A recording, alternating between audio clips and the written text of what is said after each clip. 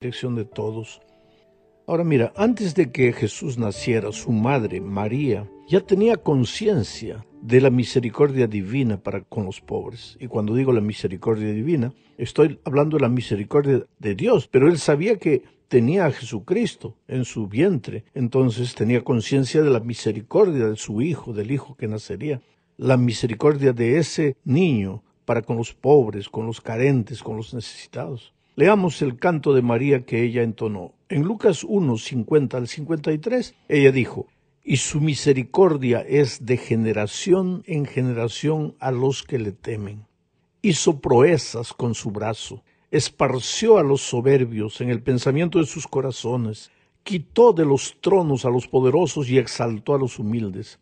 A los hambrientos colmó de bienes y a los ricos envió vacíos. Ahora, necesitamos ser cuidadosos al leer este texto, porque María no está diciendo aquí que los ricos y poderosos son malos y que los pobres y humildes son buenos. Si lo dijera, entonces Dios sería injusto. Mi amigo querido, Dios ama a todos los que sinceramente lo buscan. Él no se importa con el color de la piel, o el lugar de donde uno proviene, o el nombre de la familia, o la situación social o financiera. Dios ama a todos los seres humanos, a todos los que le buscan, a todos los que le temen, dice María. Ahora, lo que María dice es que los ricos y poderosos, tal vez por confiar en lo que tienen y lo que son, con frecuencia no le dan importancia a las cosas divinas. Por eso María dice, esparció a los soberbios en el pensamiento de sus corazones. ¿Por qué? ¿Cuál era el pensamiento de sus corazones, de los corazones de esos soberbios? Pues la soberbia y la suficiencia propia te hacen mirar la vida de una manera completamente torcida. Es muy humano olvidarse de Dios cuando nada falta, y hasta es posible ser injustos con lo que tienen menos. Pero de acuerdo con María, no debemos olvidar que su misericordia, la misericordia de Dios, es de generación en generación a los que le temen.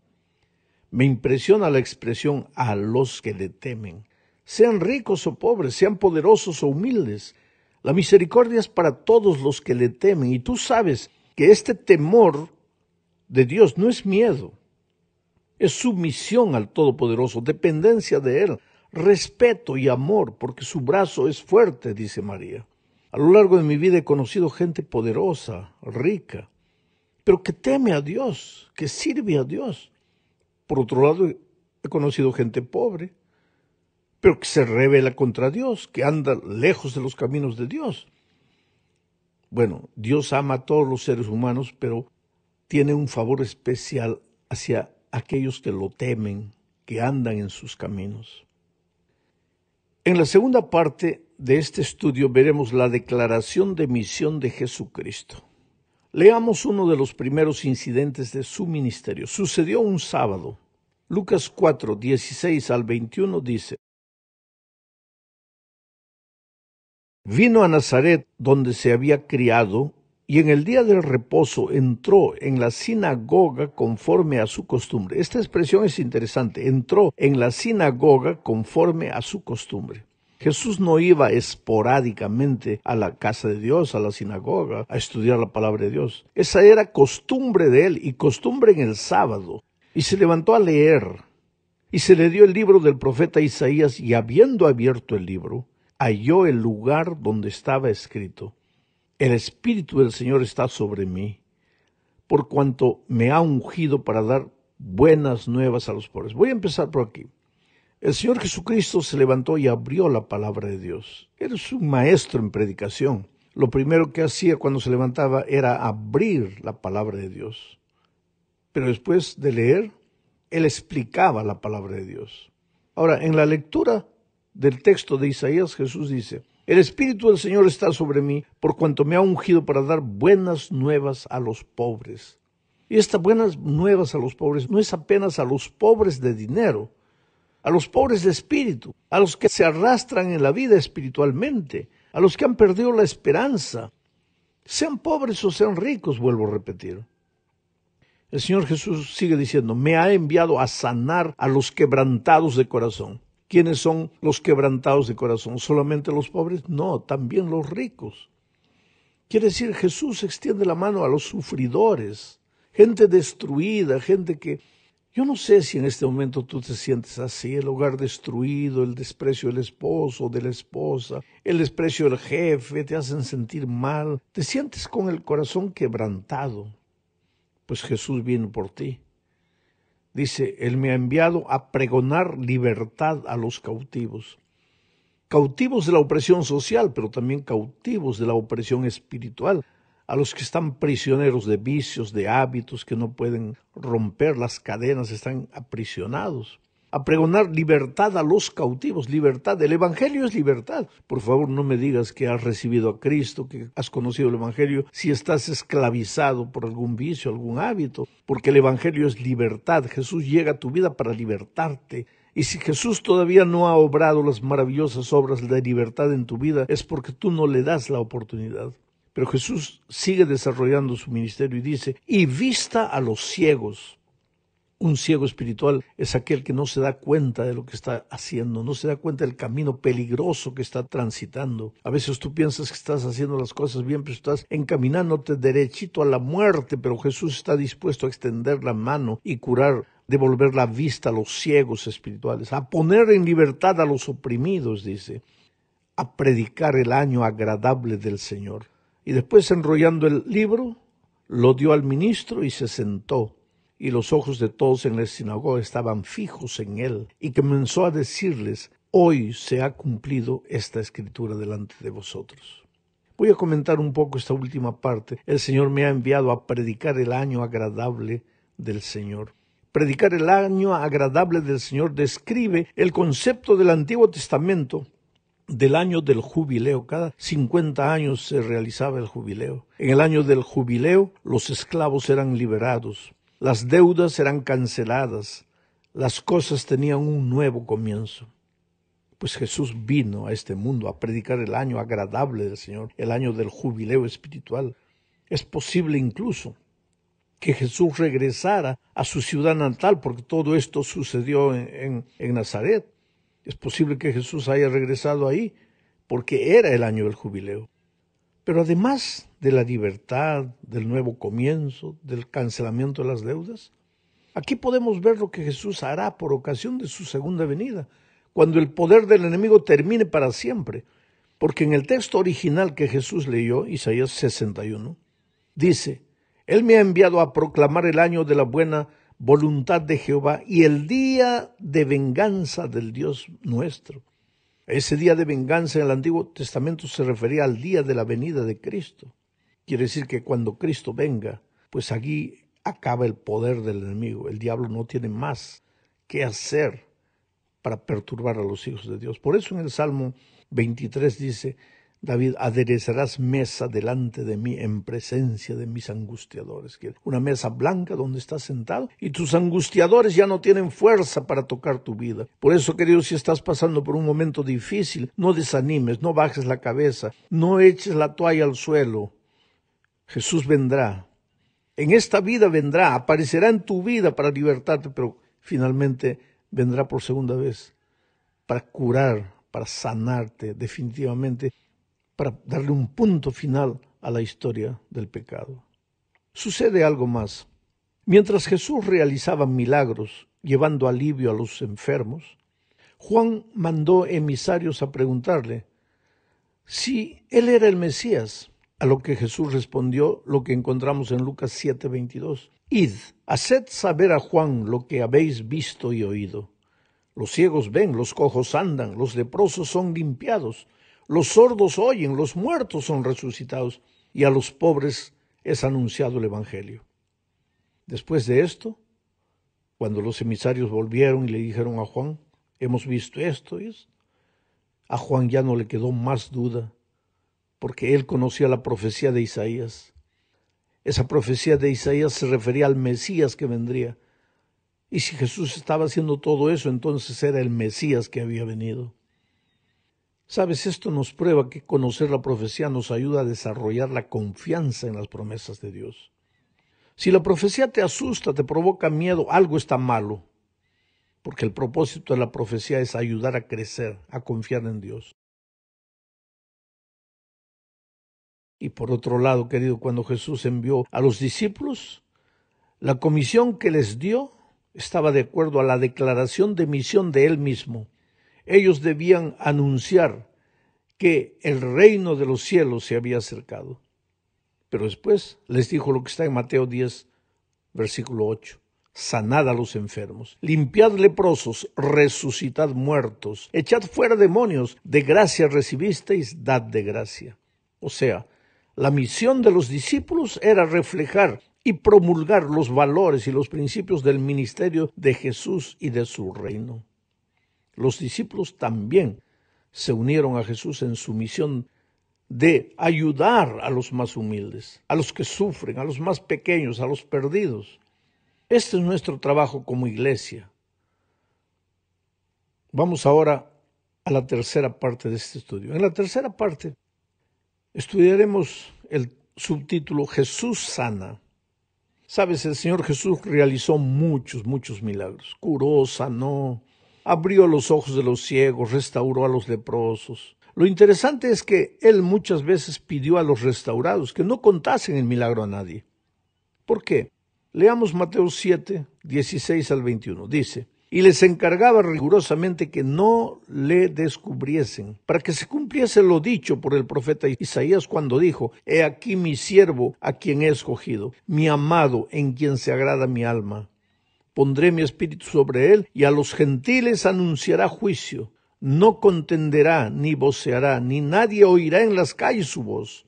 La caña cascada no quebrará, y el pabilo que humea no apagará hasta que saque a victoria el juicio, y en su nombre esperarán los gentiles.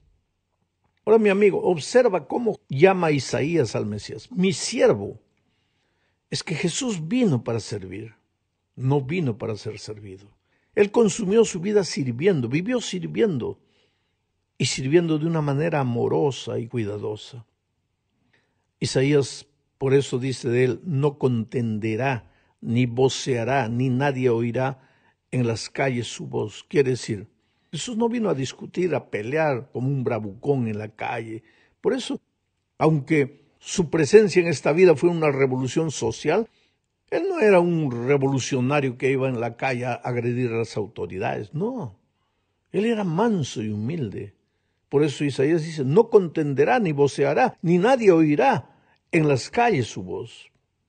Después dice, la caña cascada no quebrará. ¿Qué quiere decir eso? La caña cascada. La caña débil. ¿Conoces el carrizo? Bueno, el carrizo, él no quebrará. ¿Por qué?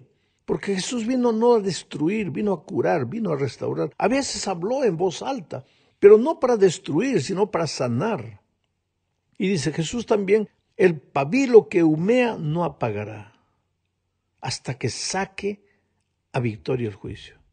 Esa era la obra maravillosa de Jesús. Por eso la sierva de Dios dice en Deseado de todas las gentes, 3:7:3. Cada milagro que Jesús realizaba era una señal de su divinidad. Él estaba haciendo la obra que había sido predicha acerca del Mesías. Pero para los fariseos esas obras de misericordia eran una ofensa positiva. Los dirigentes judíos miraban con despiadada indiferencia el sufrimiento humano.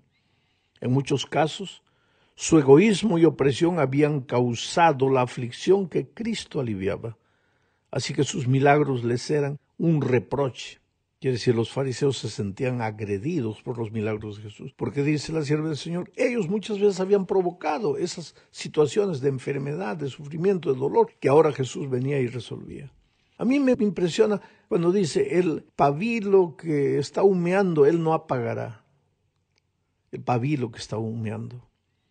Ese se refiere al cristiano que está languideciendo, que ya está humeando, ya no tiene llama, ya no tiene fuego. Pero Dios te ama tanto, querido, que para Él no hay caso perdido, para Él no hay caso destruido. Dios te ama y está dispuesto a hacer maravillas en tu vida. Vamos al incidente de la purificación del templo. Esta es la cuarta parte del estudio. Mira, puede parecer extremadamente duro lo que sucedió en el templo aquel día en que Jesús expulsó a los vendedores. Pero a veces, ¿sabes? Es necesario hablar con las personas en el único idioma que ellas entienden. En el Sinaí, por ejemplo, Dios habló a los israelitas entre lenguas de fuego y trueno. ¿Por qué? Porque después de siglos de esclavitud, parece que el pueblo de Israel, el único idioma que entendían era el grito y el látigo. Y entonces Dios se dirigió a ellos en esa forma de comunicación. Pero eso fue circunstancial. Ese no es el ideal de Dios. Dios es amor, su lenguaje es de amor.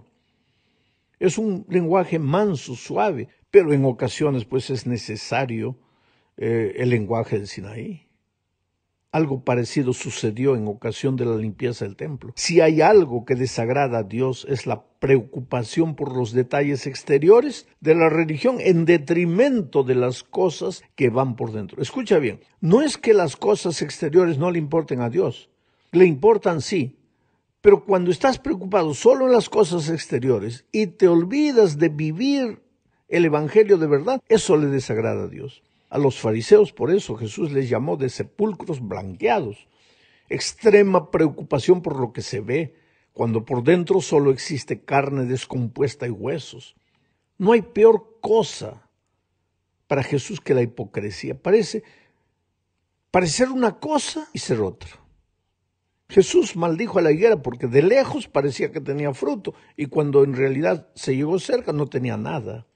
Y ahora, por ocasión de la expulsión de los vendedores, el problema de esa gente es que hacían una profesión de piedad admirable. Se quedaban en las calles con las manos levantadas orando, cuando los otros veían cómo hacían profesión de piedad. Pero en el fondo, lo que los movía a hacer las cosas era el deseo de aprovecharse del pueblo. Y esos vendedores que nada más eran que los religiosos, se habían endurecido tanto que Jesús se vio casi obligado a hablarles en el único idioma que ellos entendían. Porque Jesús nunca pierde las esperanzas. Para el Redentor, aquella gente también necesitaba una segunda oportunidad. Ahora, es una pena que ellos no supieron aprovechar la oportunidad. Y en lugar de arrepentirse, se enardecieron más contra el Señor Jesucristo. Y todo esto finalmente llevaría a Jesús a la crucifixión. Llegamos al fin de este estudio hablando de la cruz de Cristo. Sabes, el Señor Jesús nació para morir. Desde que tuvo conciencia de la vida, Él sabía que se encaminaba hacia la cruz del Calvario. Creo que pocas personas sufrieron la injusticia y la hazaña del pecado como Jesús. Por eso es un Salvador capaz de entender nuestras flaquezas y debilidades. Isaías 53, 3 al 6 dice, despreciado y desechado entre los hombres. Ese fue Jesús. Entonces, si tú te sientes despreciado y desechado en este mundo que no hay lugar para ti, pues Jesús te entiende. Varón de dolores, experimentado en quebranto, y como que escondimos de él el rostro. O sea, la gente tuvo vergüenza de Jesús. ¿Alguna vez tú has sentido como que los seres queridos tienen vergüenza de ti? Pues entonces Jesús te comprende. Él fue menospreciado y no lo estimamos. Ciertamente llevó él nuestras enfermedades, sufrió nuestros dolores y nosotros le tuvimos por azotado, por herido de Dios y abatido. Mas él fue herido por nuestras rebeliones, molido por nuestros pecados. El castigo de nuestra paz fue sobre él y por su llaga fuimos nosotros curados. Mi amigo querido, mientras vivamos en este mundo de pecado, de miseria, muchas veces el dolor te va a alcanzar. Muchas veces vas a sufrir un accidente de tránsito, vas a perder el brazo, la pierna, te vas a sentir triste, acabado. Muchas veces vas a perder un ser querido, muchas veces por las circunstancias y la injusticia del mundo en que vivimos, vas a quedarte sin empleo, vas a veces quedarte sin dinero, vas a meterte en deudas. Es que vivimos en el desierto de esta vida.